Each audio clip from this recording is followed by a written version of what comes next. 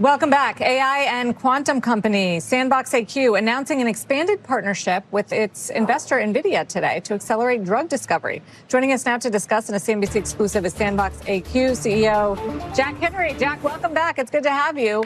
Very exciting about this NVIDIA partnership. It's being announced today. We're breaking news here on Squawk on the Street at BIO. BIO is the 20,000 person conference in San Diego focused on the biopharma industry.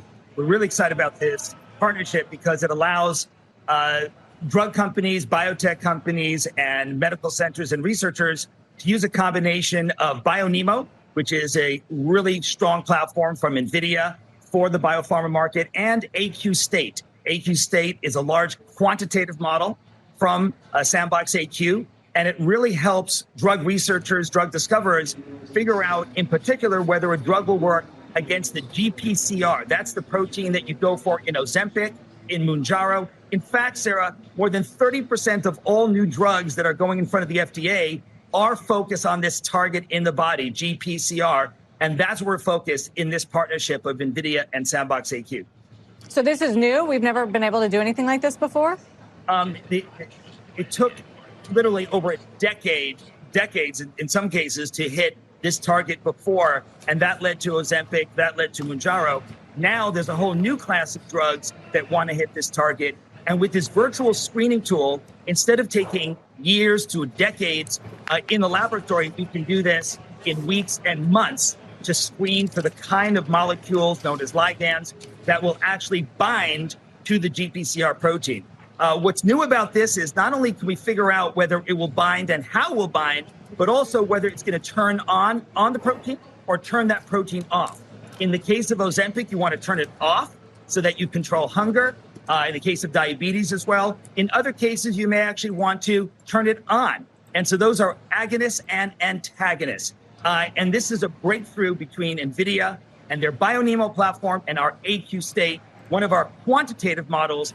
As you know, we really have to go beyond language models if we want to tackle the biggest problems in medicine. So who will use this? Any biotech company? Yeah, biotech companies, quite a number of companies will be at BIO, and NVIDIA will be announcing some of the companies that are already starting to use this combination. Drug companies, researchers in the academic setting will also be using it. It's downloadable. People can start to use it. The combination of AQState from SandboxAQ and BioNeMo. And the reason why this is so novel is that these are physics-based models. Jensen has often talked about AI for the real world, physical AI. This is part of that ballgame where we're not talking about training on language. We're talking about training on the actual science and physics of our world. That's what delivers this new breakthrough announced today. There's a really interesting piece this week on the tape, Jack, about Lilly. And David Ricks points out there only have been like 4,000 publicly approved drugs, but Lilly alone has more than 3 million failed drugs. So it seems like there's so much low-hanging fruit once you can get this space infused with technology. Carl, that's exactly correct. The reason why it's been so difficult in drug discovery is that it takes so long to synthesize each potential new candidate drug, test it in a laboratory. Now we can move to virtual screening and testing, but with models that are really high fidelity with our bodies, with the receptors in our actual human physiology. This is really a fundamental new way of discovering drugs, not just cutting down on time, but Carl, to your point, moving away from drugs that will not work, that won't have the binding affinity, that won't have the right mechanism of action to ones that do. Really excited to announce this today with NVIDIA. I mean, you work with all sorts of enterprises, Jack, in all different industries, from the oil and gas industry to the consumer industry, and increasingly biotech and healthcare. Is this the biggest, most promising sector, do you think, for you in terms of how technology changes the way we have innovation? Biotech and healthcare is really exciting. Big impact on humanity, big sector, big TAM, of course, and Lilly and many others starting to use these kinds of tools. But also, let's look at material science. We just announced in the last week the award of the CHIPS Act to SandboxAQ of $500 million. This takes the same kind of tools. It's the same React platform from SandboxAQ that underpins the work we're doing with NVIDIA on bio.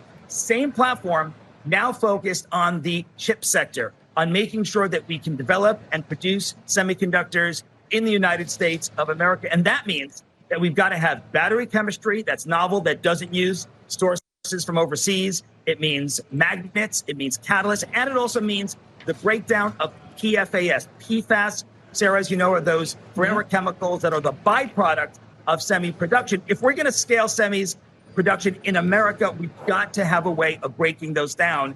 And our platform has been proven to make that happen. So really glad to see that $500 million award from the CHIPS program of the Department of Commerce to SandboxAQ, specifically focused on material science. So I would say that both biopharma, and these kind of targets like GPCR, really expansive areas now for new molecules, new drugs to help us with all the diseases that face humanity, but also now looking at material science, specifically in semiconductors, batteries, magnets, and PFAS breakdown, which is fundamental to our environment and to scaling these industries. While we have you, Jack, sometimes we talk quantum. Some of these ETFs, the QTUM, the Wisdom Tree, WQTM, I mean, they just took off in April, and they're sitting now on 40% gains for the year. What changed in the spring? Well, it's a great question. First of all, the quantum hardware companies, those making the physical quantum computing hardware, have had significant gains and achieved milestones. If you look at PsiQuantum, if you look at Google, if you look at Microsoft, if you look at IonQ, Quantinuum, just to name a few of the companies, PsiQuantum's private, the others are public stocks. You see really good engineering, hard-won gains that they've published. We can see the data, and we know it can verify that these are hard-won gains towards the goal, Carl, of a scalable, error-corrected quantum computer.